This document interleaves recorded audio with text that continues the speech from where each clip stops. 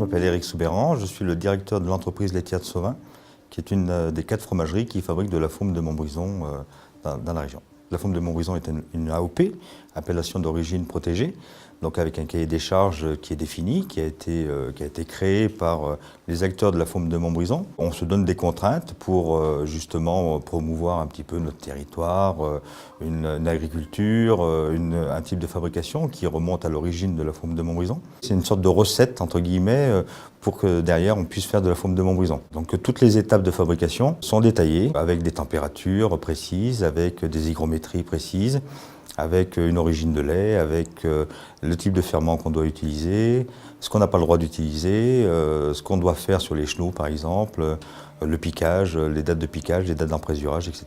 On a surtout voulu que les vaches consomment de l'herbe. Il nous permet d'avoir un lait qui est différent de ce qu'on peut trouver dans d'autres zones géographiques. On est fromager avant tout, donc il faut déjà contrôler ce qu'on fait.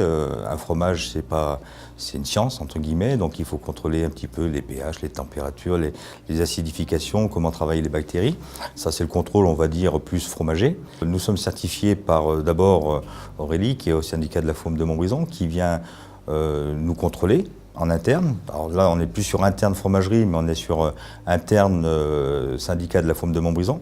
Et après, on a encore des contrôles qui sont faits par un organisme certificateur indépendant qui vient nous contrôler. Alors nous et les laitiers, on parle bien aussi de tout ce qui est monde agricole, les exploitations laitières, où on est contrôlé à tour de rôle pour voir. On fait des tests de traçabilité, on fait des tests de tout.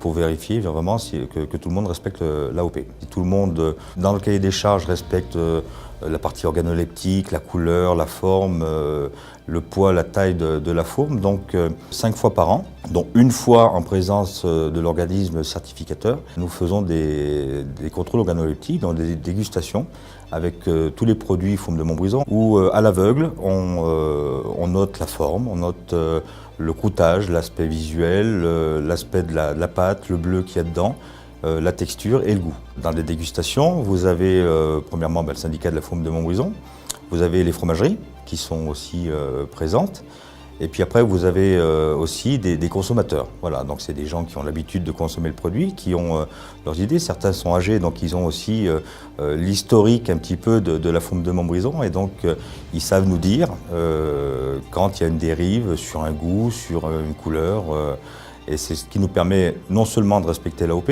mais ça nous permet aussi d'évoluer. On fait partie d'un petit groupe de produits qui a cette reconnaissance avec son logo typique que tout le monde connaît et qui nous permet aussi de dire ben voilà, ça c'est des gens sérieux qui travaillent de manière correcte, contrôlée sur un territoire, qui font vivre économiquement. Et c'est grâce à ça aussi qu'on peut communiquer sur notre produit, qu'on peut le faire développer et sortir du lot par rapport à tout ce qui peut exister comme fromage, parce qu'il en existe des centaines et des centaines.